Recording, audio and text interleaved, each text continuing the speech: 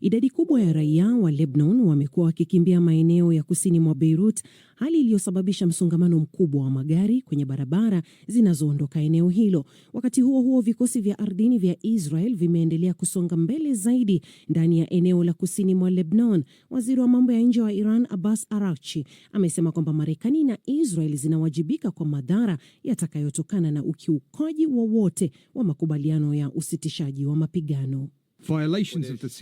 Ukiukaji wa makubaliano ya kusitisha mapigano unaonyesha mwenendo usiofaa na ukosefu wa nia njema kwa upande wa Marekani, na unazidi kuongeza hali ya kutokuaminiana ambayo tayari ipo katika mawasiliano yoyote na upande wa Marekani. Nchini Ukraine, Urusi inaendelea na mashambulizi makubwa ya anga yaliyofanyika usiku kucha dhidi ya miji mbalimbali ikitumia ndege zisizo na rubani na kurusha makombora. Meya wa Kyiv, Vitali Klitschko, amesema kwamba majengo mawili marefu ya makazi yameshambuliwa na huenda watu wamekwama chini ya vifusi. Mapema Jumatatu jioni, Rais wa Ukraine Volodymyr Zelensky alisema kwamba taarifa za kijasusi zinaonyesha kwamba Urusi ilikuwa ikijiandaa kwa shambulio kubwa, na akawahimiza wananchi kuzingatia kwa umakini tahadhari za mashambulizi ya anga. Watu wawili walioshukiwa kuambukizwa virusi vya Ebola nchini Brazil wamethibitishwa kuwa hawana virusi hivyo. Zaidi na Florian Kaijage.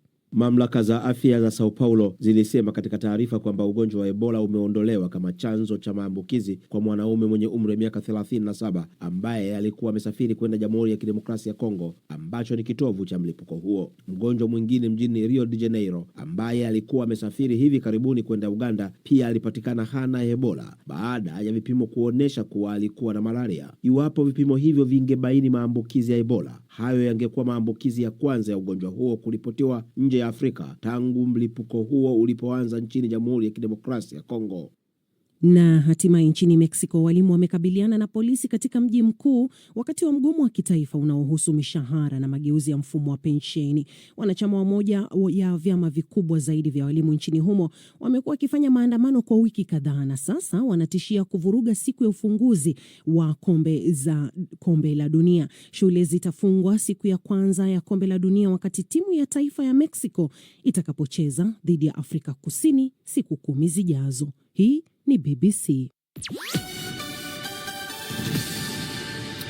Na muktasari wa habari za ulimwengu umesoma kwako na Phyllis Motea akiwa katika studio za Nairobi. Unasikiliza Amka na BBC kutoka idhaa ya Kiswahili ya BBC kikutangazia kwenye FM radio wa shirika na katika tovuti ya bbcswahili.com. Ukiwa Tanzania unatupata moja kwa moja kupitia Loliondo FM, CGFM pamoja na Abud FM. Ukiwa pale DRC ni Lizard Radio na Radio Muungano. Beni Uganda ni Voice of Karamoja na Voice of Busoga, na ukiwa pale Kenya ni Gulf Radio, Must FM na Mwanedu FM. Vile huwa tunasikika kwenye ukurasa wetu wa Facebook na YouTube BBC Swahili.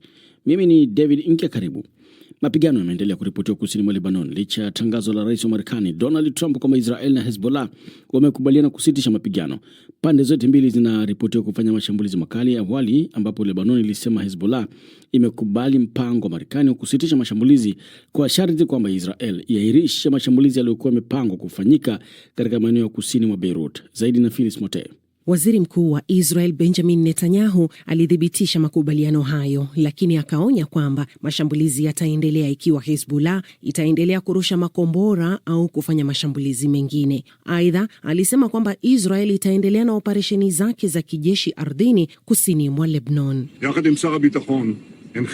Rais wa Marekani Donald Trump alisema kwamba amezungumza na Waziri Mkuu Benjamin Netanyahu pamoja na wawakilishi wa Hezbollah kuhusu mpango huo baada ya Iran kuonya kwamba hatua za kijeshi za Israel nchini Lebanon zinatishia makubaliano ya sasa ya mpango wa kusitisha mapigano kati ya Marekani na Iran. Akizungumza na BBC, mchambuzi wa siasa za Mashariki ya Kati Firas Maksad amesema kwamba ni vigumu kutambua iwapo makubaliano haya ni ya muda mfupi tu au la. Bado haijabainika wazi ikiwa kweli kuna maelewano ya kusitishwa kwa mapigano kamili. Kinachoonekana kwa sasa huenda ni juhudi za kupunguza mvutano na kudhibiti mzozo, ambapo Hezbollah inakubali kusitisha mashambulizi dhidi ya jamii zilizo kaskazini mwa Israel kwa makubaliano kwamba Israel nayo haitafanya mashambulizi dhidi ya mji wa Beirut. will not strike Beirut. Marekani imejaribu kutenganisha matukio ya Lebanon na mazungumzo yake na Iran, ambayo kwa muda mrefu imekuwa ikiipa Hezbollah msaada mkubwa wa kijeshi na kifedha. Iran inasisitiza kwamba makubaliano yoyote lazima yajumuishe mpango wa kurejeshwa kwa amani nchini Lebanon. Makubaliano ya kusitisha mapigano kati ya Marekani na Iran yalianza kutekelezwa tarehe 8 mwezi wa Aprili, lakini bado mvutano unaendelea. Aidha, mvutano huo kati ya Iran na Marekani uliongezeka mwishoni mwa wiki katika mlango bahari wa Hormuz. Marekani ilisema kwamba imeshambulia maeneo ya kijeshi ya Iran mwishoni mwa wiki, huku Iran ikisema ilijibu kwa kulenga kambi ya kijeshi ya Marekani nchini Kuwait. Bei ya mafuta ilipanda tena siku ya Jumatatu kufuatia mashambulizi hayo ya pande mbili. Mafuta ghafi ya Brent, ambayo ndio kipimo kikuu cha bei ya mafuta duniani, yaliongezeka kwa karibu $5 za Marekani kwa pipa na kufikia $97.44. Ni Phyllis Motei. Rais wa Senegal Bassirou Diomaye Faye ametangaza baraza jipya la mawaziri lenye wajumbe 30. Hatua hii imekuja wiki moja baada ya kuteuliwa kwa mwanauchumi Ahmed Ali Amir Mohamed Lo kuwa waziri mkuu. Florent Kajage na maelezo zaidi.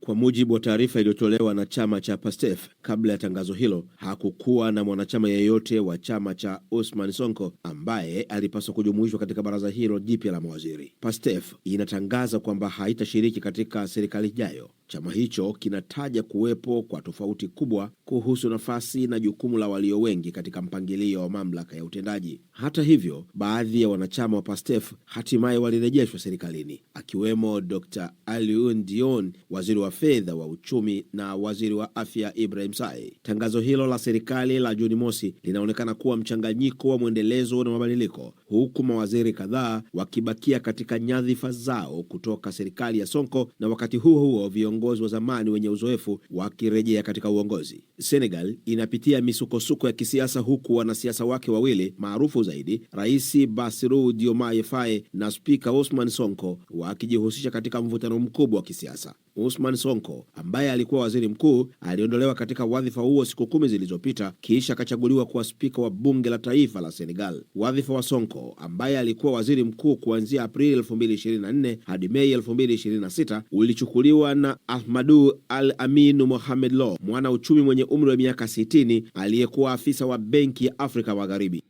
Florent Kajage. Msikilizaji, katika mkutano wa kipekee, bodi ya uongozi mfuko wa magonjwa ya mlipuko imeidhinisha kuanzishwa taratibu za ufadhili wa dharura za hazina EFP na kuwezesha uhamasishaji wa hadi dola za Marekani milioni 220.6 za ufadhili wa mfuko huo kutoa msaada wa haraka na rahisi ili kujaza mapengo muhimu katika kukabiliana na mlipuko unaoendelea wa Ebola. Wataalamu wanasema hatua hii ni muhimu sana na itasaidia kuzuia kusambaa zaidi kwa magonjwa ya milipuko barani Afrika, haswa katika kipindi hiki ambacho ufadhili wa shirika la afya duniani WHO umepungua. Skola Kisanga na taarifa zaidi.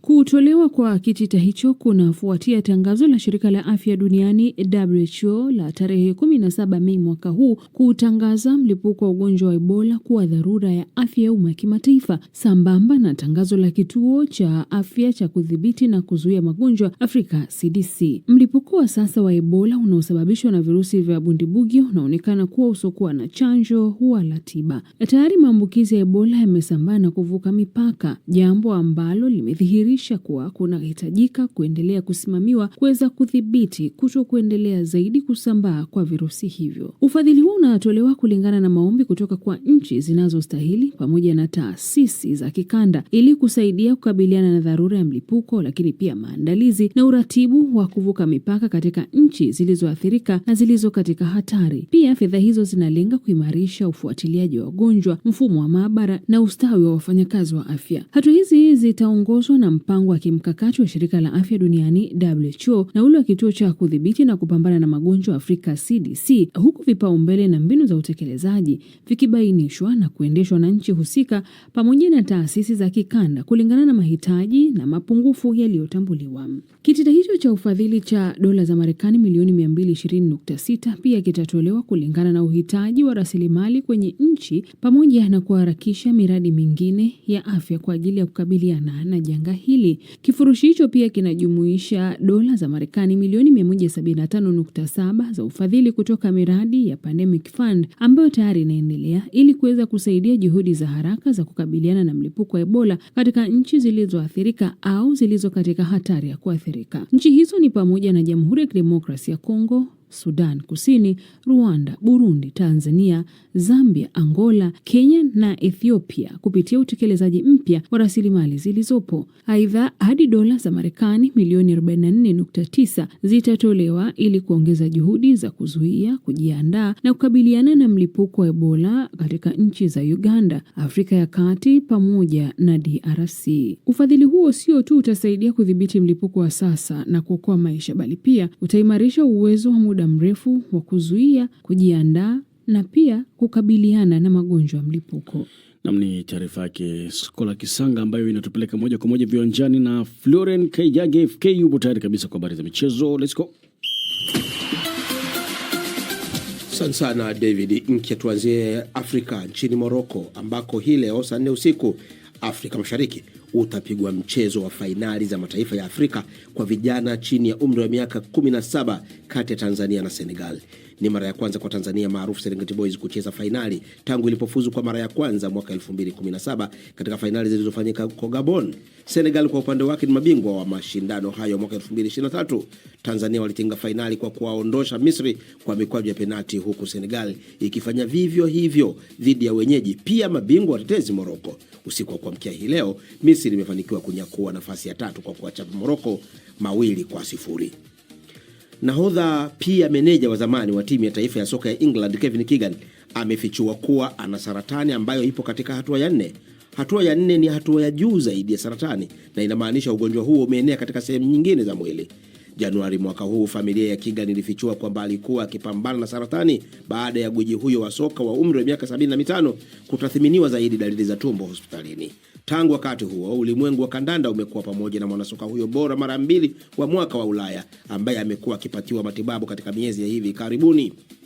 Mchezaji wa tennis Matteo Berrettini aliye katika kiwango bora amesema tennis ni kipenzi cha maisha yake. Hii ni baada ya kutinga hatua ya robo finali ya mashindano makubwa kimataifa kwa mara ya kwanza katika kipindi cha takriban miaka 4 huko Ufaransa. Mchezaji huyo mwenye umri wa miaka 30 alimshinda Juan Manuel Cerundolo, raia wa Argentina, na ni mmoja wa Wataliano watatu katika hatua ya 8 bora. Mara ya kwanza hii imetokea katika enzi za mashindano ya wazi licha ya mchezaji nambari 1 kwa ubora duniani Jannik Sinner kuondoka katika raundi ya pili. Tuangalie tetesi kwa tetesi za usajili tu kwa kifupi. Mustakabali wa mlinzi wa pembeni Marc Cucurella ndani ya klabu ya Chelsea uko shakani baada ya vilabu kadhaa kuwasiliana na wawakilishi wa mlinzi huyo wa kushoto kuhusu kuondoka Stamford Bridge. Atletico Madrid, Barcelona na Real Madrid wanasemekana kuwa miongoni mwa wanaomtaka mchezaji huyo wa kimataifa wa Hispania mwenye umri wa miaka 27. Liverpool wanamtaka mshambuliaji wa RB Leipzig Ujerumani yani Diomande, lakini bado hawajafikia makubaliano ya mdomo kuhusu mkataba wa kumnunua mshambuliaji huyo raia wa Ivory Coast mwenye umri wa miaka 19. Na Newcastle wamemweka mlinzi wa kulia wa Atalanta na Italia Marco Palestra umri wa miaka 21 kama mlengwa mkuu wa usajili msimu ujao, lakini wanaweza kukabiliana na ushindani mkubwa kutoka kwa Manchester City, Arsenal na Inter Milan. Mwisho wa dondoo za michezo asubuhi ya leo kwako David Inkia. Kwenye michezo hivi leo kwenye ukurasa wetu hapa kuna hii inasema, je, ni wachezaji gani matajiri zaidi wa soka duniani? Pita uweze kusoma na kufahamu ni kina nani hawa. Tavutiwa tuangalia masifuri sifuri.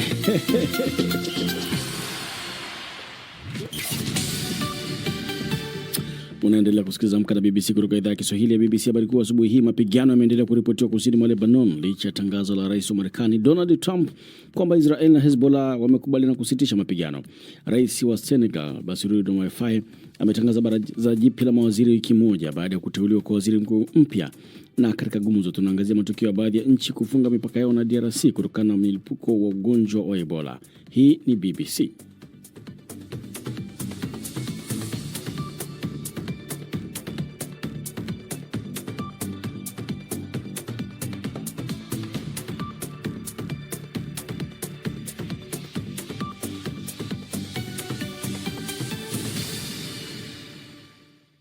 Barabara kabisa. Kama ndo kwanza unajiunga nasi, haya ni matangazo ya Amka na BBC kutoka idhaa ya Kiswahili ya BBC. Tayari imetimu saa 12 dakika 16 Afrika Kati, sawa na saa 1 dakika 16 Afrika ya Mashariki. Mimi ni David Mkia, tusonge mbele.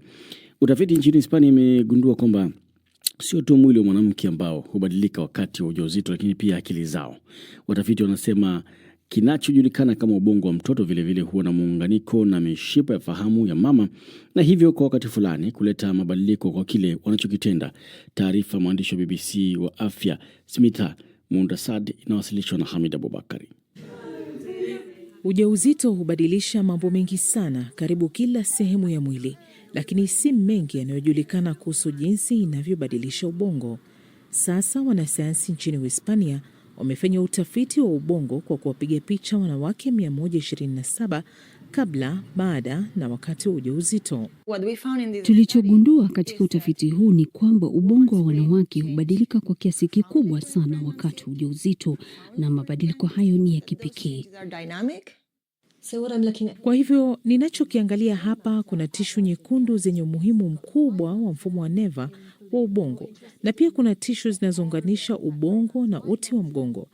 Na sasa mnazingatia zaidi eneo lenye tishu za mfumo wa ubongo? Yes. Ndiyo. Sehemu ya tishu kwenye ubongo ina mchango mkubwa katika mambo kama vile kupokea ujumbe na kuuelewa, kutoa hisia na uwezo wa kuelewa hisia za wengine. Wanapoweka matokeo ya wastani ya ukaguzi kwenye sehemu moja, huu ndio mwonekano wake.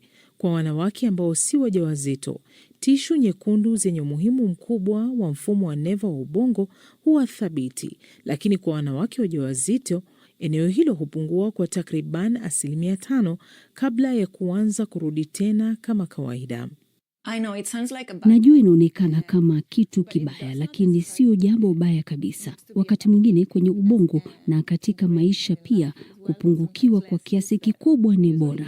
Kwa kawaida tunatumia mfano wa mti ambao una matawi mengi, kisha unaanza kupunguza baadhi ya matawi yake ili matawi mapya na muhimu yamee.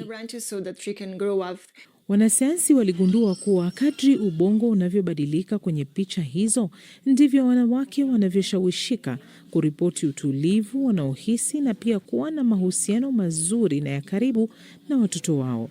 Na matokeo yanaonyesha kuwa homoni zina mchango mkubwa jinsi ubongo unavyobadilika. Kwa wanawake hawa walioshiriki katika utafiti huu wa mapema umebadilisha mtazamo wao katika masuala ya uzazi. Nadhani tunatakiwa kubadilisha mtazamo wetu wa vile tunavyowachukulia kina mama. Wanapitia mabadiliko makubwa sana, na tunapaswa kuwaelewa kama watu ambao wanapitia mabadiliko muhimu mwilini. Ni vizuri kama tutawakubali kwamba hili linawatokea na kwamba tunapaswa kuwa nao karibu kuwaelewa, ili kuwashika mkono na kuwafurahia pamoja kwa kile wanachokihisia na kukitarajia. Ni taarifa yake Hamid Abubakari.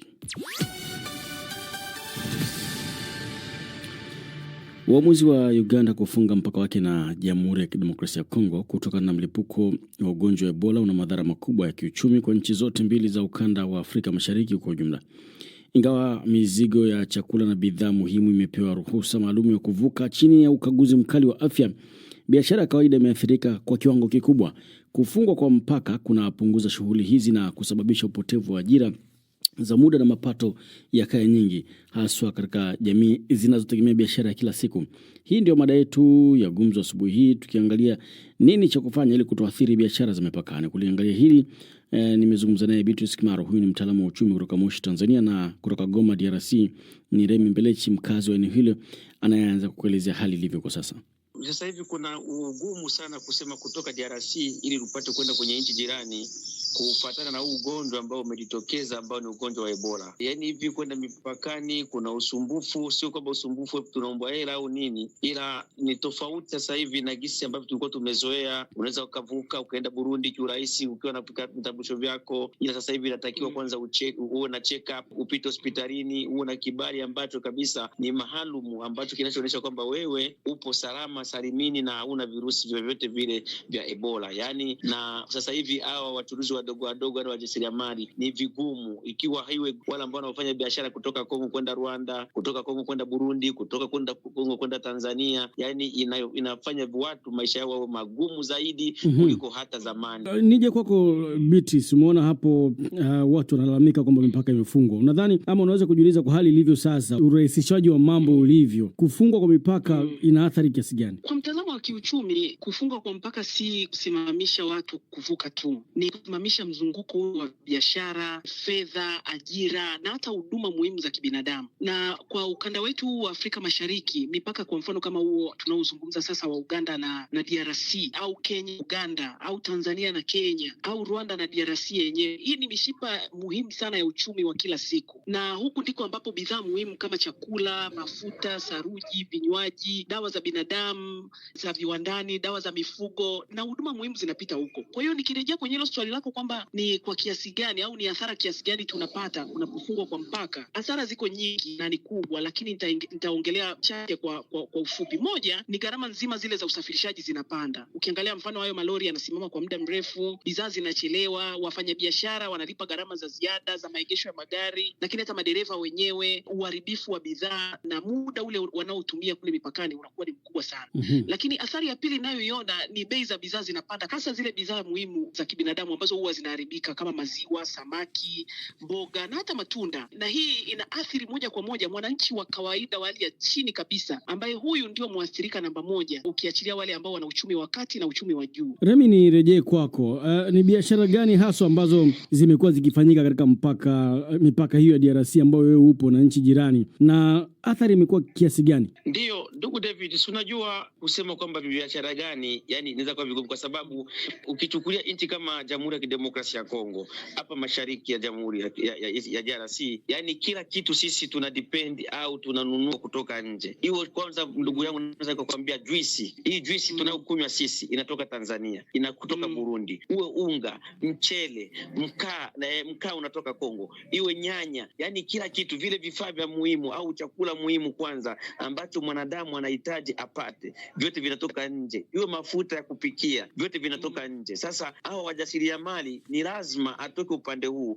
aende upande ule. Ukichukua mji kama mji wa Goma, kuna mtu ambaye anatoka upande huu wa Kongo anaenda Rwanda asubuhi, atarudi saa 4 ili apate kuja kuwalisha wanae. Yani biashara atakayevileta jioni aingie sokoni ambayo tunaita soko za Chabwaki, ina maana soko za usiku, aingie hapo sokoni auze hivyo bidhaa, alafu aje anunue chakula apate kuwalisha wanae. Sasa hivyo biashara, yani tuseme maisha mwanadamu tu au maisha wananchi, iwe upande wa Kongo, upande wa Tanzania, upande wa Burundi, upande wa Rwanda, wote sasa hivi wanaathirika. Ukichukua nchi kama vile Burundi, mfano kipindi cha corona, kutuwahi kushuhudia vitu kama hivi vilifanya Burundi hadi uchumi wake ulishuka. Unaona, hapa Kongo watu wenyewe walikuja kujikuta kwamba nyanya kipindi cha corona ilipanda bei, vitunguu vilipanda bei. Ina maana wafanyabiashara ambao tunaongelea sio wafanyabiashara wale wa kuchukua vitu kutoka China, kutoka Ulaya, ni hao wajasiriamali ambao wanaofanya biashara ya mazao ya shamba, na wao ambao wanaofanya biashara ya samaki. Leo ukichukua kwenye mpaka wa Kongo na Burundi, pale kuna Mrundi anavua samaki upande ule analeta Kongo, kuna Mkongo anavua samaki upande huu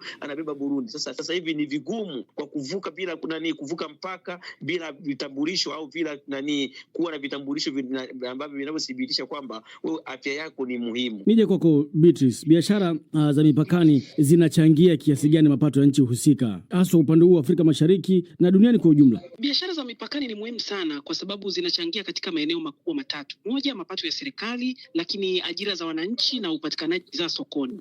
Ukiangalia kwa mfano kati ya Uganda na DRC ni soko la kimkakati kwa Uganda, na baadhi ya takwimu zinaonyesha kuwa Uganda inasafirisha bidhaa kwenda DRC ya zaidi ya dola milioni 540, ambazo ni biashara rasmi, na thamani hiyo ikifikia zaidi ya dola milioni 962 ikijumuisha biashara ambazo zisizokuwa rasmi. Unaona, na hii ni takwimu za 2024 2025. Hii ina maana kuwa mpaka unapofungwa serikali inapoteza mapato ya forodha, lakini pia wafanyabiashara wanapoteza mauzo na wananchi pia wanapoteza ajira zao za kila siku ambazo nilizieleza hapo awali. Nikitizama sasa ulivyouliza kwamba kwa duniani duniani kote huko inakuwaje. Kwa mfano ukitizama Ulaya, mfano kama ukiangalia nchi za Ujerumani, Ufaransa, Italy, Netherlands na Poland pamoja na Sweden, zimekuwa na ule ukaguzi wa ndani wa mipaka ndani ya eneo lile la Schengen, ambapo mwaka 2026 ambapo ni mwaka huu, kwa sababu ya usalama huu wa masuala haya ya uhamiaji, na tume ile ya Ulaya inasema udhibiti wa mipaka ndani ya huo mpaka